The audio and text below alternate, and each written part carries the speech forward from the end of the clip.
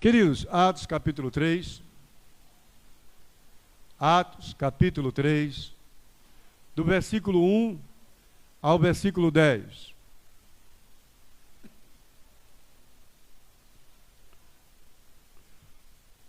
Atos capítulo 3, do versículo 1 ao versículo 10. Diz a palavra de Deus ao nosso coração.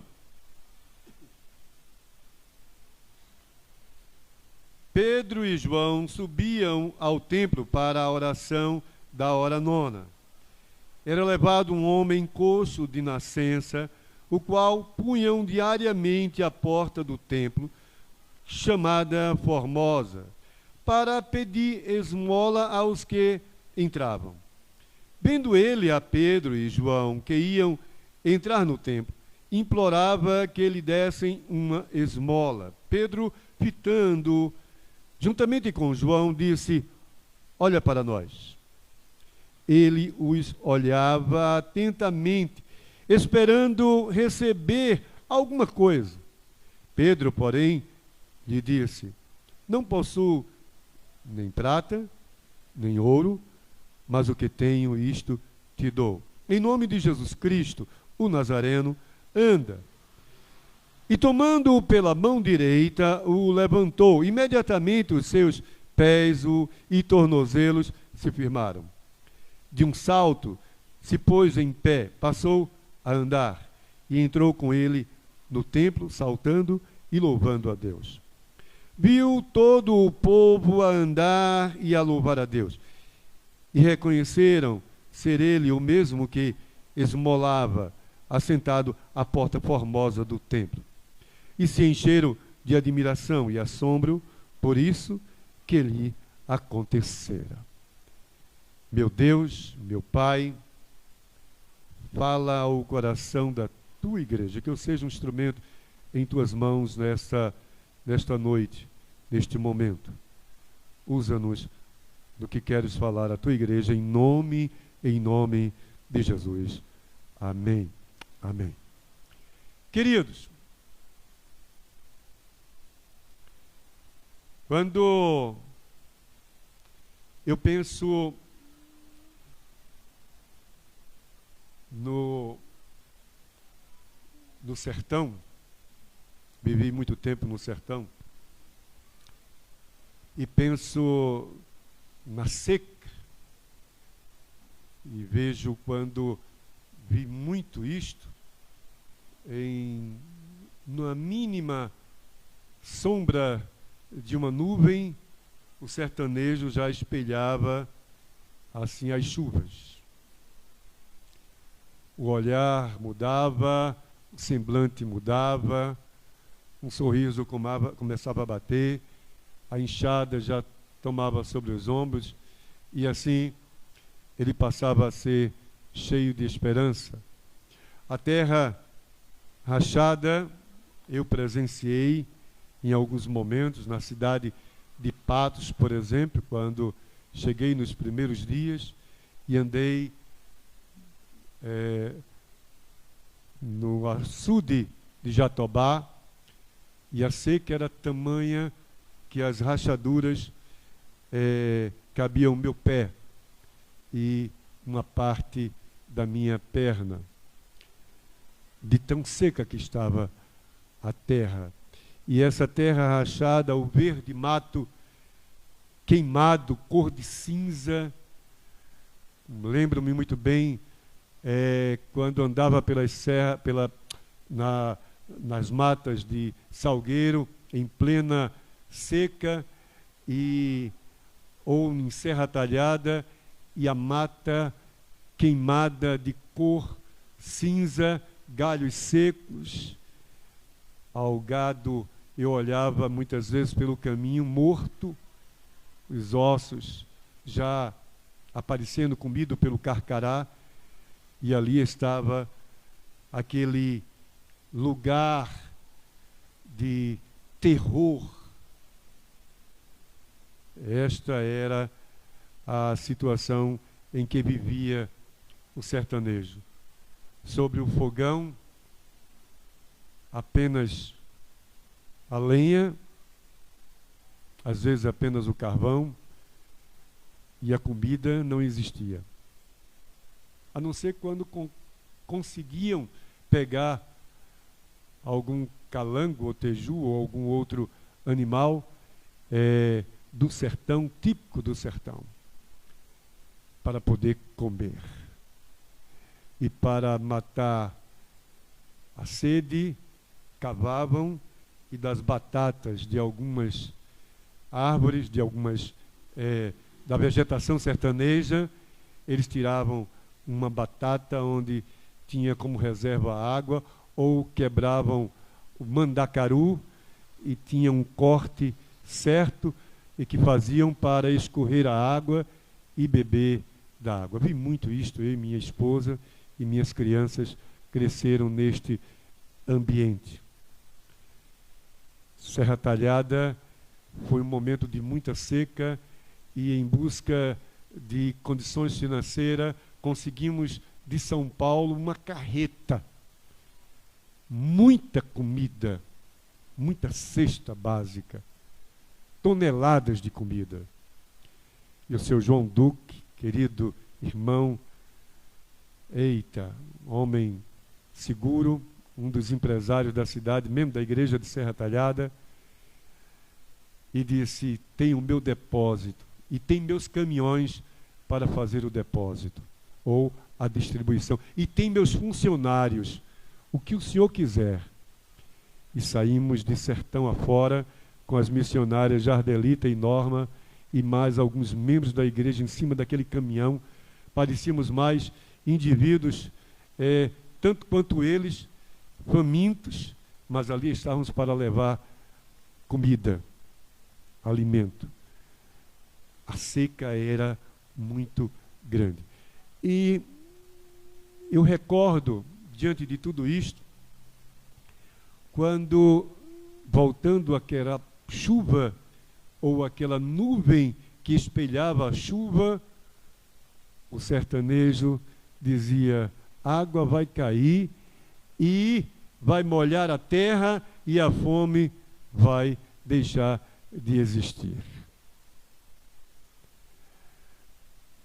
E eles passavam a criar na mente uma ilusão, por sua imaginação, do que viria a ser a seca antes experimentada, agora uma seca vencida, sem mais existir, apenas sobrevivência, por conta da chuva que cairia.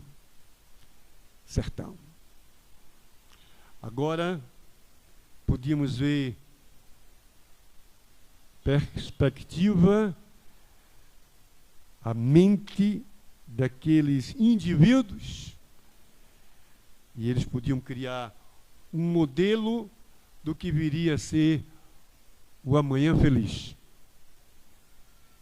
O amanhã feliz. O texto, quando olhamos, não fala de um sertão, mas fala desta situação de dor, de desprezo, de grande necessidade de um indivíduo. E este texto, quando lemos Atos 3, 1 a 10, mostra uma experiência humana. Notem, uma experiência de dor, de necessidade, grande necessidade, sem nenhuma perspectiva, sem nenhuma força, a mente que pudesse lhe dar uma imagem, uma ilusão de uma manhã feliz. Porque aquele homem, na sua vida, no seu estado de vida, nas suas condições de vida, era um sofredor, e a sua mente existia apenas um sentimento de dor conturbado, poderíamos dizer isto, diante da sua necessidade. Este era o estado deste homem quando lemos Atos 3, de 1 a 10. Então o texto também, podemos dizer que nos fala mesmo nessa situação caótica, mesmo nessa situação perturbadora, nesse estilo, ou não seria bem um estilo, mas nesse tipo de vida vencido, sem nenhuma esperança talvez, mas podemos ver no texto, na leitura, também uma ação de poder. E nesta ação de poder, mostra o Deus compadecido por indivíduos, através de homens, 2 discípulos, Pedro e João. E é justamente neste momento, mesmo em sua necessidade, mas agora por uma experiência maior, que o melhor vem à sua vida, o milagre de Jesus. Finalmente entendemos e vemos no texto, um texto que indica a todos nós algo maravilhoso, que é a gratidão de um homem que antes sofredor, miserável, infeliz, não por ser pobre, mas por não ter condições nenhuma de vida, em esperar o melhor, mas agora, com uma experiência de poder e milagre, ele passava imediatamente a ser grato, agradecido. E mostra o texto, a agradecer o melhor de Deus à sua vida. Legal isso. Muito, muito legal. Muito legal. Atos 3, 1 a 10, indica então a todos nós algumas lições e aprendizado. E falar de Atos 3, eu penso assim, sobre uma espera sem perspectiva, mas também um ganho sem medida humana. Mesmo que não houvesse nenhuma formação à mente daquele indivíduo, imagem de um bem, porque ele estava ali apenas para pedir o seu dia a dia, o seu suprimento físico, financeiro, vem agora um ganho inesperado, mas sem medida humana. É isso que eu quero falar e trabalhar com vocês nessa noite por alguns, talvez, 20, 30 minutos. Não posso falar menos. E falando sobre isto, o nosso primeiro aprendizado seria sobre uma necessidade perturbadora. O que podemos aprender falando dessa necessidade perturbadora? Notem, percebam, o dia a dia para muitos era de trabalho. Vamos começar deste ponto. Vamos caminhar primeiro sobre esta ideia. O dia a dia de muitos ali era de trabalho. Não era um dia comum. Era um dia de pedidos, por exemplo, quando falamos da oração no templo. E estes pedidos, por necessidades espirituais, com certeza, necessidades morais, mas físicas também.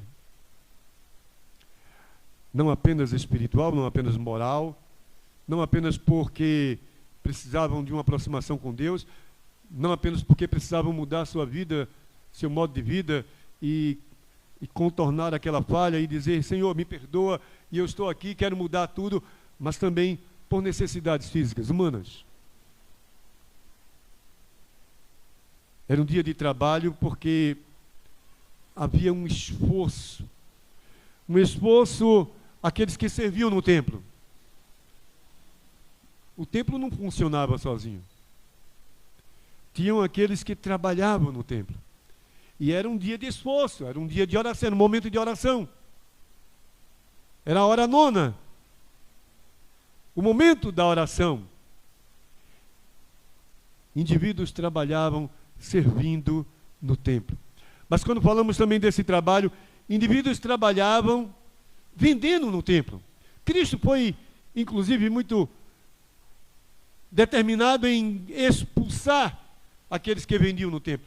E não acabou com a ação de Cristo quando o fez. Continuava.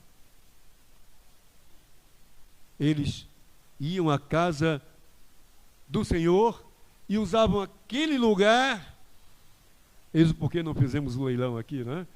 E a feijoada aqui. Iam àquele lugar para vender.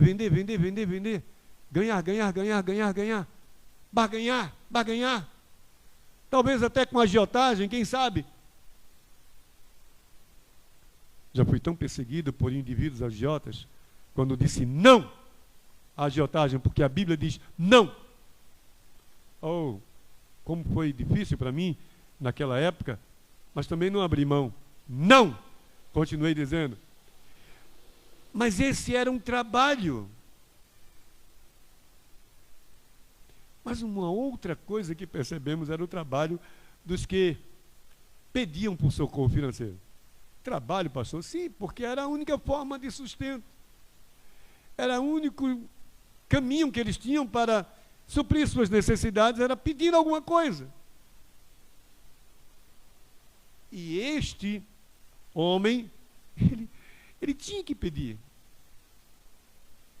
Diz o texto que este homem diariamente ele era levado ao templo para ser beneficiado por esmolas.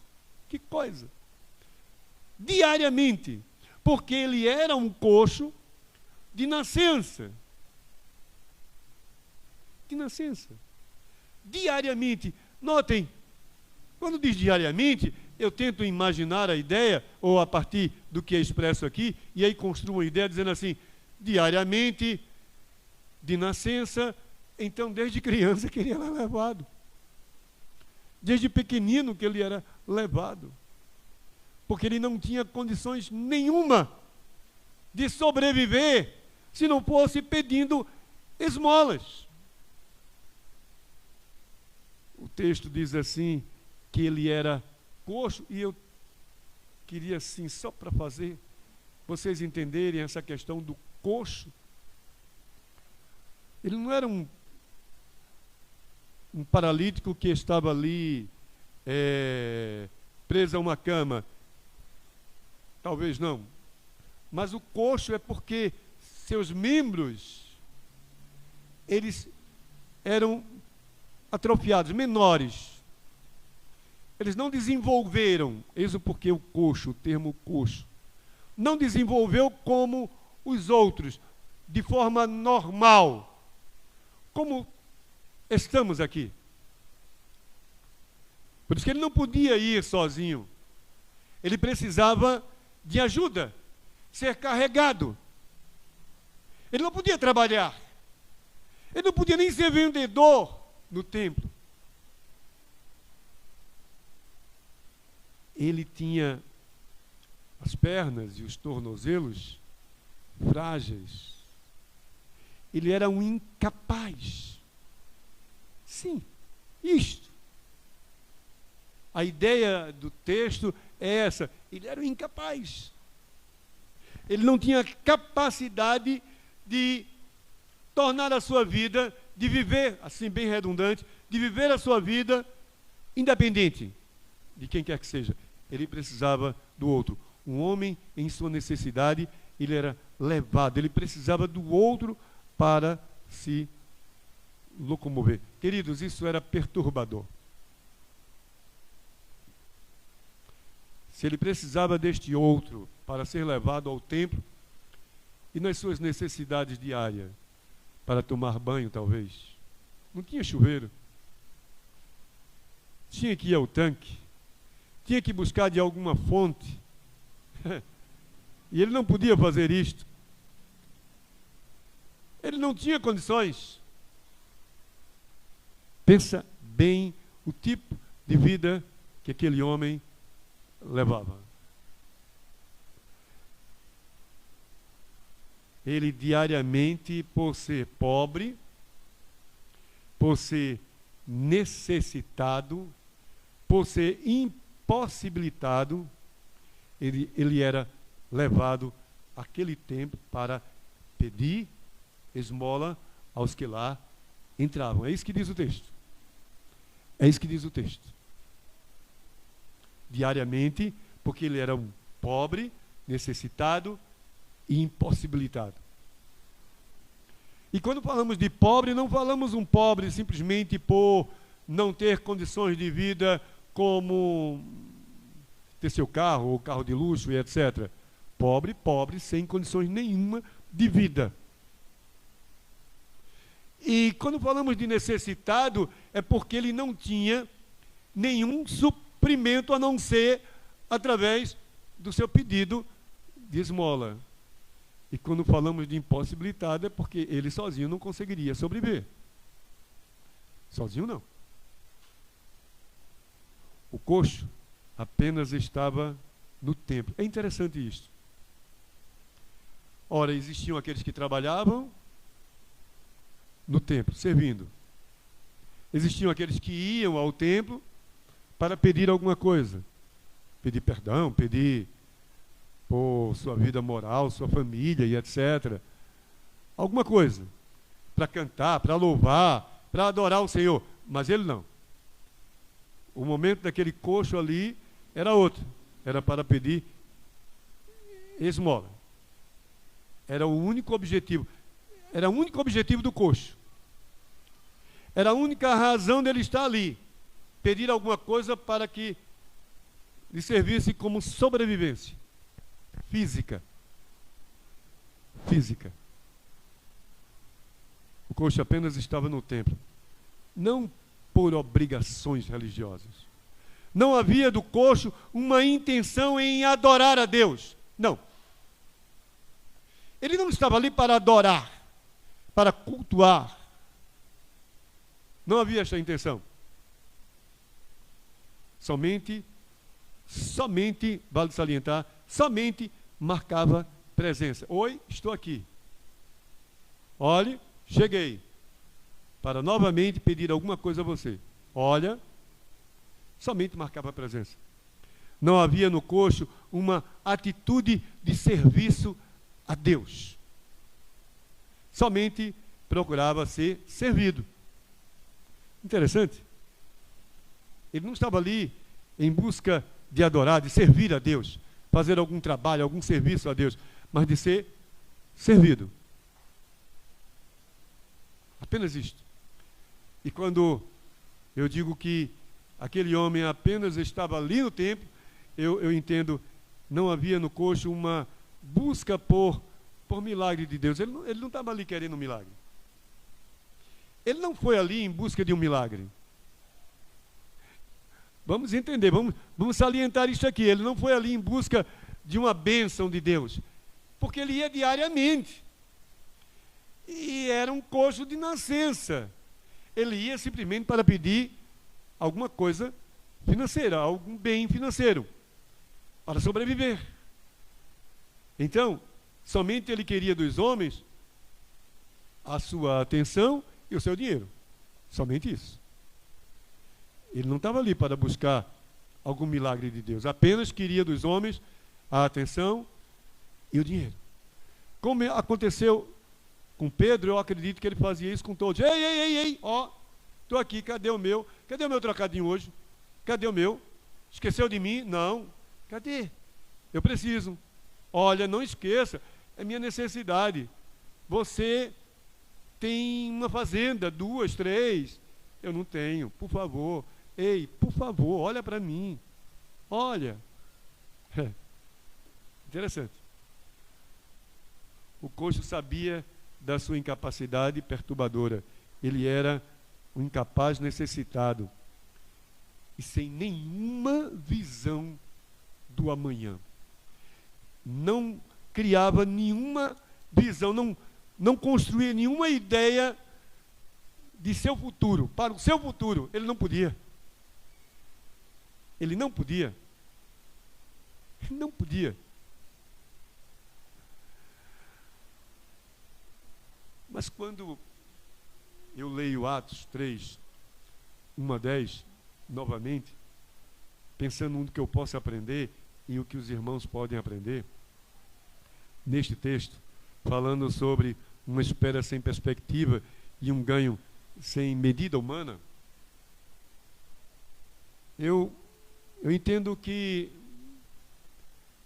houve agora, e está aqui registrado no texto, uma experiência extraordinária. Algo estava para acontecer. E este algo significa, ou significaria para aquele homem, aquele coxo, uma experiência extraordinária. Ai, Jesus Cristo!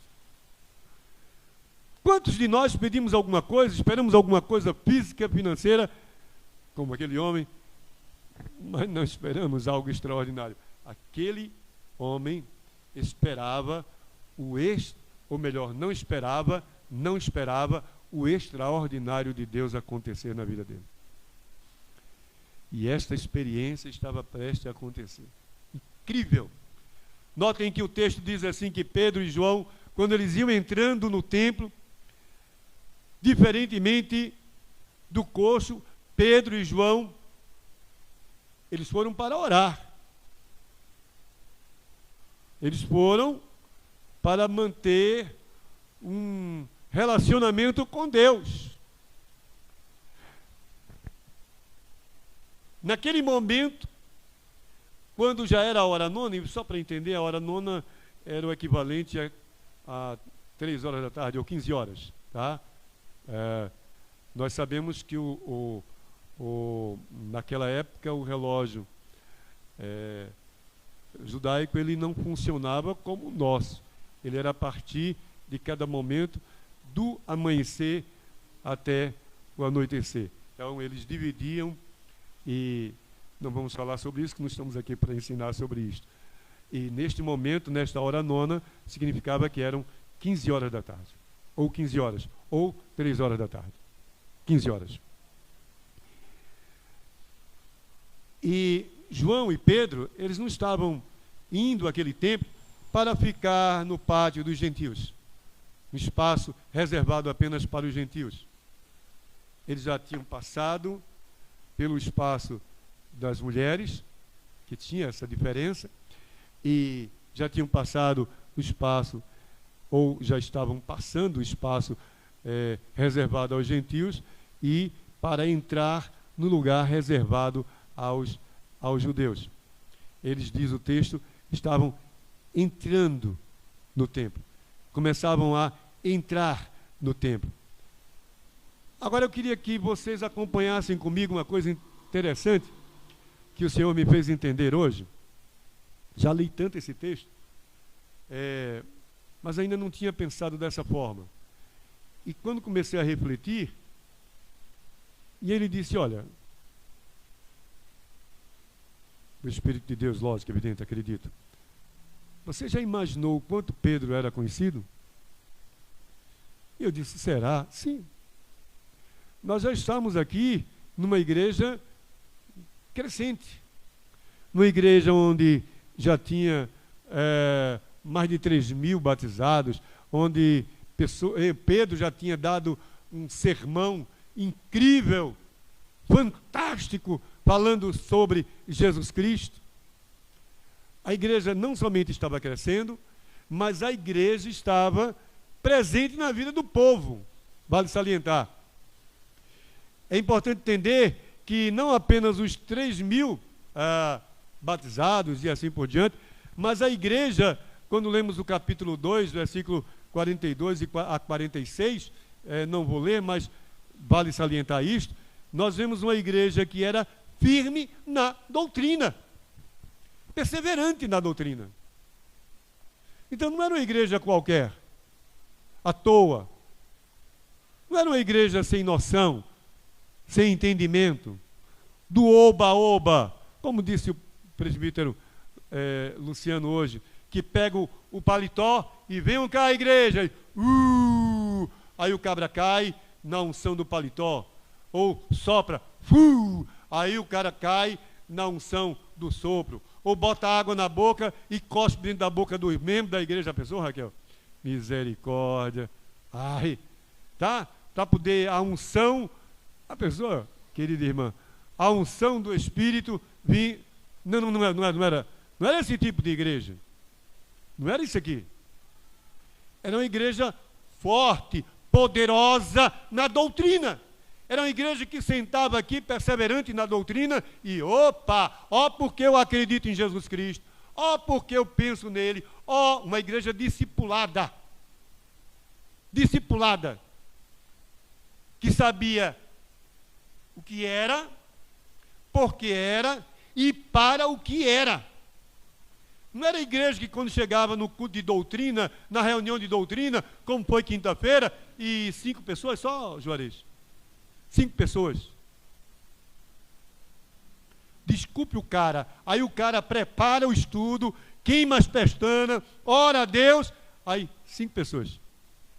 Na minha terrinha, sabe como é que a gente diz assim? 5 gatos pingados. Desculpa os meus irmãos que vieram, tá? 5 gatos pingados. Eu não sei se aqui também diz assim, é? É, Lima? É. 5 gatos pingados. Meu Deus do céu. Era uma igreja perseverante. Era uma igreja que conhecia Jesus. Mas também lemos no texto, no contexto, melhor dizendo, de Atos 2, 42 a 46, que ela era uma igreja não somente firme na doutrina, mas bondosa. Ela recebia, arrecadava, e Pedro era um dos líderes. Arrecadava dinheiro e beneficiava o povo, os carentes. Os carentes. Quando ele dizia assim, precisamos fazer uma cesta básica, todo mundo respondia. Todo mundo saía. Todo mundo dava apoio. E não era somente uma cesta básica. Era dinheiro sobre dinheiro sobre dinheiro para ajudar aos pobres. E não era desviando dinheiro de dízimo, não. Nem colocando o dinheiro do dízimo onde não deve. Dízimo é dízimo. Oferta é oferta. Assistência básica é assistência básica. Tá? Bem assim. Goste quem gostar, mas é isto o que diz a Bíblia. E eles eram bondosos, extremamente bondosos. Distribuíam renda para quem não precisava de ideologia para fazer isso, não, porque a igreja fazia. Era a igreja que fazia, não eram os homens, não. Era o Senhor que conduzia a igreja a fazer o seu papel, o seu trabalho. Era isso. Desse jeito. A igreja era conhecida por isto. Diz o texto também que aquela igreja, aquele povo, era operadores de milagres, de prodígios. Não era uma igreja de fanfarra, não. Oba, vamos lá. Oi, é agora. Opa, não. Era uma igreja operosa. Porque era uma igreja onde o poder de Deus era presente. E não apenas em Pedro, mas na igreja. Ninguém esperava por ninguém. Se deixava usar. Ninguém esperava por ninguém. Se deixava usar. Uma igreja que, diz o texto, o contexto, em Atos 2, era uma igreja operadora de milagres. E finalmente era uma igreja alegre. Não era igreja de mimimi. Hoje eu estou mal. Hoje eu estou triste. Hoje eu estou com raiva de Lima. Hoje eu não estou bem. Hoje eu não gostei da cara de Vinícius. Hoje eu não gostei do louvor como Luciano louvou. Hoje eu não gostei. Não estou gostando da barba de Rafael. mimimi, cheio de bobagem, de tolice. Não era isto. Era uma igreja alegre, era uma igreja feliz, era uma igreja conhecida porque era uma igreja, sabe, contente. Esta era a igreja onde Pedro e João, quando entravam naquele templo, e não era uma igreja feliz porque o Flamengo ganhou, ou perdeu, ou... Não. Não. Porque ganhou um saláriozinho a mais, ou não. Não. Era uma igreja alegre, porque o Espírito Santo de Deus estava presente em sua vida. Oh, aleluia. Estava ali, atuante na sua vida, restaurando, renovando, dando gozo. Eu tive um pastor,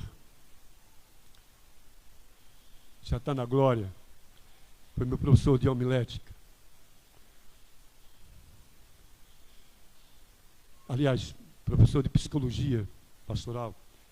Eu recebi no seminário, foram 6 semestres de psicologia. 1, 2, 3, 4, 5, 6. Hoje não acontece mais isso, infelizmente. Infelizmente. Eu ia dizer uma coisa, mas não vou falar não. Não éramos profissionais. Éramos indivíduos prontos. E aquele pastor disse: jovens, futuros pastores, o maior prazer que Deus deu ao homem foi o sexo. E eu olhei para ele assim, era uma classe mista, porque tinham moças sendo preparadas, mas o maior prazer que o homem pode dar a Deus é lhe servir. Do quanto mais o homem servir a Deus, mais ele, pelo seu espírito, vai torná-lo satisfeito e feliz. Legal. Aquela igreja era a igreja alegre. E o povo conhecia isto. Pedro era conhecido. O coxo, quando diz lá em Atos capítulo 3, que vê Pedro, ele diz: olha, porque diz o texto que ele implora que lhe dessem uma esmola. É isso que diz o texto. Em outras palavras, olha para mim, eu te rogo, por favor, tem misericórdia. Olha, por favor, socorre-me. Quando ele diz implorava que lhe dessem uma esmola, não estou forçando uma interpretação, mas a ideia expressa é esta: olha, por favor, olha, tem misericórdia. Não que ele tenha dito isso, mas a ideia era esta, contida naquele clamor, naquela petição: socorre-me.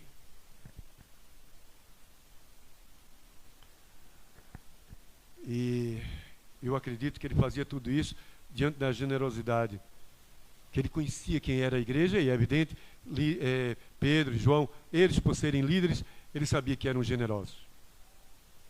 O coxo implorava por ajuda.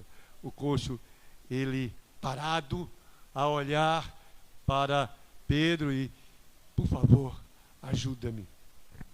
Mas é interessante que não somente o coxo tinha aquela intenção, aquele homem tinha aquela intenção de olhar para Pedro, mas o próprio Pedro diz assim: olha para mim. Ele não diz: eu não vou te dar nada não, eu não tenho nada não, eu não quero nada não. Olha para mim, olha para nós, diz o texto. E aquele olha para nós foi desafiador. Olha para nós, e além do olhar para a sacola de dinheiro, ou de moedas, ou de prata, ou de ouro, que Pedro porventura tinha. Ia muito além. Muito além. O olhar para nós ia muito além do olhar para as suas roupas bonitas, talvez ou não, sua capa, talvez ou não, sua espada, talvez ou não, o seu poder ou a sua capacidade. Agora, como líder de uma igreja que se formava, de um grupo religioso que crescia, que tomava pé, ia muito além do que isso. O olha para nós. O olhar para nós, eu acredito, significava: olha para dentro de nós. Sabe? Olha para dentro de mim. Eu não quero que você olhe para o meu poder, para a minha beleza ou não, meu dinheiro ou não, meu prestígio ou não, minha liderança ou não. Olha para dentro de mim. Olha para nós, eu acredito que Pedro estava dizendo: olha para o que nós somos. Não o que éramos, mas o que nós somos. Olha para o que opera em nós. Aquele coxo precisava olhar profundamente e invadir a alma de Pedro e perceber Deus em Pedro. Legal. O coxo fica atentamente a olhar para eles e Pedro, aí sim ele diz: olha, eu não tenho nem prata, nem ouro. Será que ele não tinha? Difícil dizer, né? Porque o texto não nos leva... Não quero cometer uma heresia, mas quem sabe, talvez ele tivesse ali um trocado. Não sei. Ou não tivesse. Mas o que importa é que Pedro diz assim: não possuo nem prata, nem ouro, mas o que eu tenho. O que Pedro tinha? O que eu tenho, isso te dou. Em nome de Jesus Cristo, o Nazareno. Está perdoado o teu pecado. Vai embora, vai em paz. Foi isso? Não! Anda! Move tua vida! Sai deste caos! Reage! Vem cá, eu te seguro pela mão e pega na mão direita daquele homem e diz agora: anda! Reage! Sabe, irmãos? Sabe, irmãs? Sacode tua vida! Pula! Pinota! Vai além das tuas forças humanas, disso que te impede, que te limita, deste teu fracasso. É um fracasso. Sai deste fracasso agora! Anda! Anda!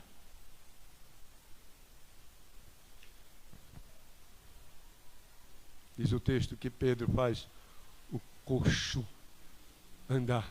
Algo extraordinário.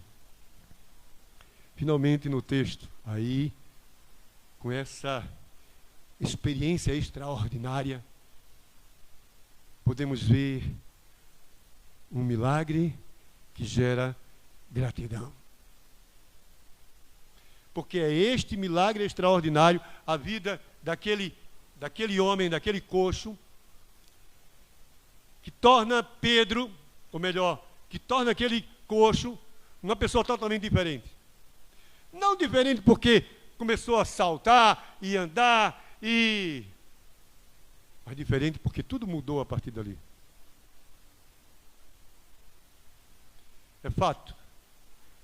Ele toma o coxo pela mão, imediatamente, diz o texto, os seus pés e tornozelos se firmaram. O imediatamente, irmãos, no original a ideia é: não houve intervalo. Tocou, oi. Aquele choque, pum. O choque tem intervalo? Não. O choque não tem intervalo. Energia e eletricidade. A energia até pode, milésimos e milésimos e milésimos de segundo, não sei, ter um espaço. Mas a eletricidade não. Ixi, estou falando aqui com um engenheiro elétrico ali, não sei nem se estou falando certo. Mas a eletricidade é imediata. Tocou, queimou. Eu trabalhei com indivíduos na cidade de Paulo Afonso, membros da igreja que trabalhavam na Chesp. E tinha um presbítero,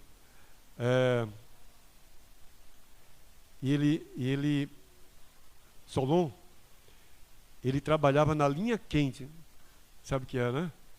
Mas linha quente, num cabo elétrico daquele, porque não podia desligar, ele vinha, de helicóptero ou não, aí uma cestinha no elevador, enganchava no cabo, e ele começava a trabalhar para poder revisar o cabo, etc, etc.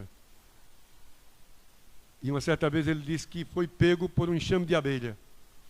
Mesmo com toda aquela roupa, mas a bicha é feroz, aliás, desculpa. E ele teve que descer o elevadorzinho rápido. Quando ele chegou próximo, ele parou.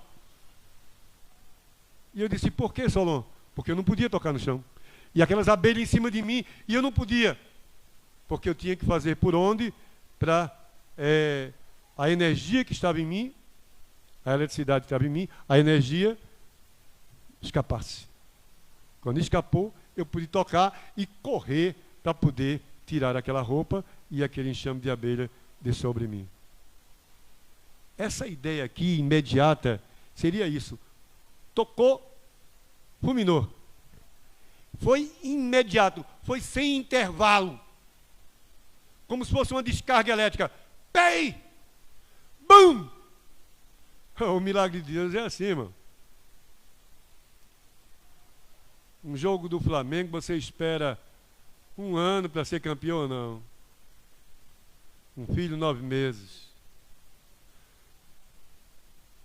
Uma cerveja, quem gosta de cerveja, tem que esperar, sei lá, 20 minutos, 30 minutos, para poder gelar num bom congelador. Uma água com gás, a mesma coisa. Uma boa feijoada, 2, 3 horas de fogo. 3 horas? Mais, né? Fora o preparo. O casamento, você não conheceu hoje e casou. Vai dar errado. É preciso conhecer. Ambas as partes. E se foi assim, agora precisa conhecer.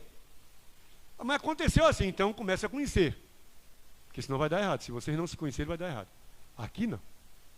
Aqui foi imediato, sem intervalo. Bem buff. O milagre que gera gratidão, diz o texto, que aquele homem, os seus ossos, o seu tornozelo, os seus pés foram firmados. A ideia do firmado, imediatamente, é solidificados no original. Foram estruturados. Se tornaram resistentes. Ele diz uma outra versão, uma outra ideia, eles se tornaram fortes. Imediatamente. Fortes, resistentes, estruturados. Não demorou. Imediatamente, sem intervalo. E em um salto ele se pôs em pé. E aí foi para casa. Tomar umas cachaças. Foi? Foi nada. Foi agora pegar o dinheirinho e gastar com... Não. Imediatamente, quando se pôs em pé, ele começa a louvar a Deus. Que coisa legal, que coisa linda. Imediatamente a operosidade de Deus na sua vida, imediatamente ao milagre de Deus na sua vida, ele passa a ser um homem grato. Um homem grato a Deus, cheio de gratidão. reconhecendo a dádiva de Deus, o presente de Deus, a sua vida, ele passa a ser grato a Deus. O milagre de Jesus que causa espanto ao povo, diz o texto, que causou espanto ao povo, mas na vida dele causa alegria, causa gozo. A gente olha a igreja, muitas vezes, igreja sem nenhum prazer, porque não estão vivendo o milagre de Deus. E quando eu digo a igreja, eu não estou particularizando aqui vocês não, mas aqui também. Não tem nenhuma experiência de milagre na vida. Quem não tem experiência de milagre na vida, quando começa a cantar aqui, não há entusiasmo. O que está acontecendo com o Ministério do Louvor não é porque vocês são os melhores, não é porque Suelen é a melhor, não é porque Fran e Lala e assim por diante, não é por isso, não é porque vocês são os melhores. O sucesso hoje do leilão não é porque eu acredito que foi um sucesso, para a glória de Deus, não é porque vocês são os melhores, não. O sucesso é porque nós temos em Deus, de Deus, essa operosidade de tal forma, este milagre atuante de tal forma, que tudo passa a ser diferente. E os problemas continuam. Os problemas continuam, meu filho. Você nunca vai deixar de ter problema. Nunca. Nunca vai deixar de ter que entrar nas brenhas para se livrar de situações difíceis. Não vai. Mas, seja qual for a situação, mais do que um espanto à nossa vida, há gozo, prazer. E é isso que a igreja do hoje precisa, ter gozo e prazer. Eu estou lá ligando para o que vem ou virá. Eu estou preocupado, é o que eu estou vivendo hoje, é o que eu posso experimentar hoje do milagre de Deus. Ora! Ora! Quem me perguntou hoje, pastor, por que o senhor não participou dando mais lance? Quem me perguntou, eu cheguei no pé do ouvido e disse por quê. Quem me perguntou, eu disse por quê. Quem não me perguntou, depois pergunta que eu vou dizer por quê. Aí minha esposa fez, tu falou. O William sabe. Tu falou. Falei. Ora, se falei. Rafael sabe. Bia sabe. E alguns outros sabem. Mas lógico. Mas vê meu semblante de preocupação. Nem aí. Oh, Grazi, gostei do sorriso. Nem aí. Ora. Sabe por quê, irmãos? Porque o gozo, o prazer, deve ser algo constante, contínuo, por conta do milagre de Deus na nossa vida, irmãos. Essa experiência de milagre deve nos levar, assim, a ser grato a Deus sempre, sempre, sempre, sempre. Mas vai estar muito difícil, eu sei, e vai continuar, não tem como mudar, não. E vai piorar. Bem animado assim para você, vai piorar. Porque as coisas vão piorar. Não tem como mudar. Agora, contigo não pode piorar. Contigo não pode piorar.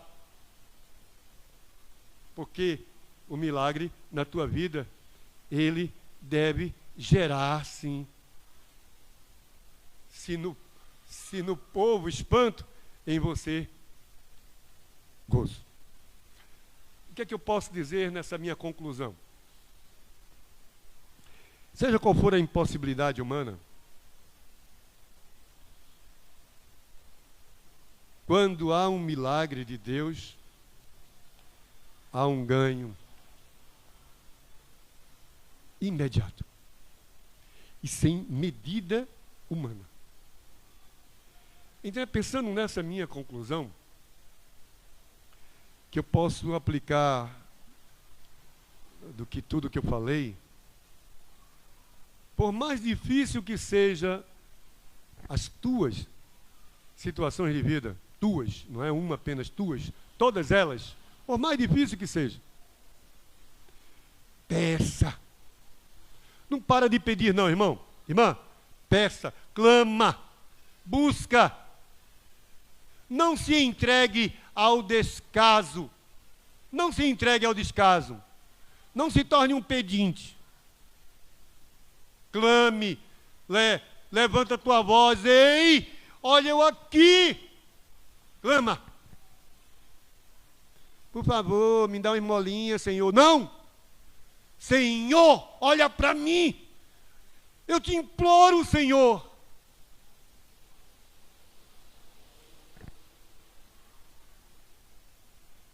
Quando, segunda coisa que poderíamos trazer como aprendizado, quando e quanto mais buscarmos por socorro, o extraordinário pode acontecer. Você tem que pedir, você tem que buscar. Quando você buscar e no quanto mais você buscar, o extraordinário pode acontecer. E é preciso então olhar muito além dos que você pode enxergar. Aquele homem estava a princípio só olhando para Pedro, no que ele podia dar. Mas aí Pedro diz, olha para dentro de mim, olha para mim, olha além, vai além. Não para não fica aqui não, olha muito além. Olha para o que Deus pode realizar, não o que os homens podem realizar. Não o que a igreja pode realizar. Olha para Deus.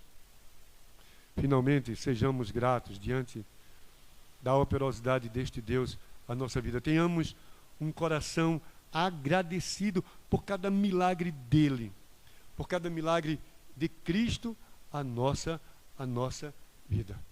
A nossa vida. Irmãos, o ganho é certo quando do Senhor vier o milagre. Não esqueçam isto. Meu Deus e Pai, em nome de Jesus Cristo, eu quero te pedir, faz-nos entender este texto, faz-nos alcançar esta visão que Pedro exige do coxo e faz-nos ser grato ao Senhor por tuas maravilhas, a nossa vida. Que tenhamos gozo, prazer diante do Senhor, do ganho do Senhor a nossa vida. Em nome de Jesus. Amém.